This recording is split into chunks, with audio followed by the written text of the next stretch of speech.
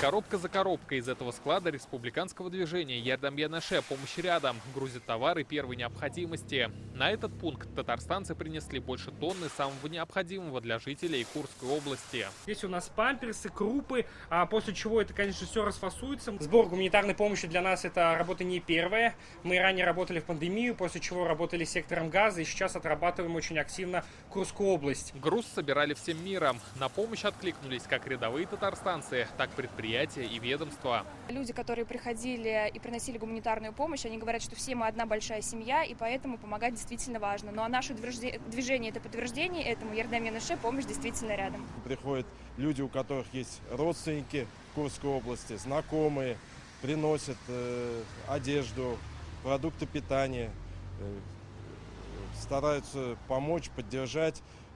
Весь народ стал плечом к плечу. На данной точке сбора около 3 холодильников и более 5 микроволновых печей. Бытовую технику тоже ждут в Курской области. Ее привезли в пункт сбора на Патрис Лумумбе. Отсюда волонтеры грузят в машину 3 тонны гуманитарной помощи. Эту работу мы начали, как только услышали вот эти тревожные сообщения, которые поступали из Курской области. Приходили люди неравнодушные, каждый помогал, чем мог.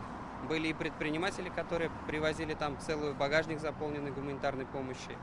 Были и бабушки, дедушки, и пенсионеры, которые приносили там 1 пакет. Сегодня во всех крупных городах республики добровольцы формировали партии груза из районов. С утра машина с продовольствием, бытовой химией, одеждой и многим другим выехала из Альметьевска. Большая, конечно, благодарность всем неравнодушным жителям нашего города, нашему руководству. Мы вместе, мы сила. Люди неравнодушные, люди очень переживают, несут продукты, спрашивают, что необходимо. И молодое поколение у нас очень ответственное. Мы организовали вот это сбор гуманитарной помощи, так как мы не можем стоять в стороне. Это общая беда. Не остались в стороне и жители набережных Челнов. Каждые вещи активисты надежно упаковывали, чтобы посылки доехали до адресатов.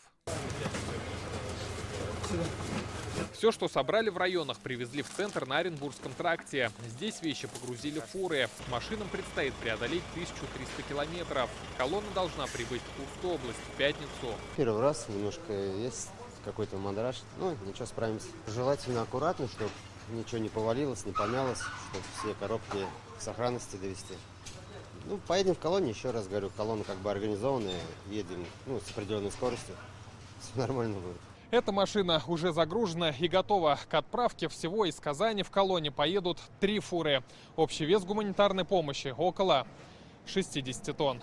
Татарстанцы поддерживали и материально. По поручению Рустама Минниханова создан специальный счет в благотворительном фонде «Акбарс Созидание». Сегодня Раис Республики перечислил на него часть своей зарплаты. Он отметил, жители Татарстана глубоко переживают трагедию, которая случилась с нашими соотечественниками.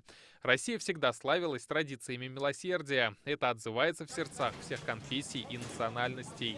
Было принято решение, поддержана инициатива Раиса Республики Татарстан Рустама Нургалиевича Минниханова о перечислении однодневного заработка аппаратами Государственного совета, Кабинета министров и администрации Раиса Республики. Инициативу Раиса поддержал и наш телеканал. Сотрудники ТНВ перечислили часть своих зарплат на помощь пострадавшим жителям. Также в составе гуманитарной миссии от Татарстана выехала съемочная группа программы «7 дней». Это первая отправка груза в Курскую область. Сбор помощи продолжается. Следующий конвой уйдет в пятницу. Рамиль Галиуллин, Рамзиль Гарипов, ТНВ, Казань.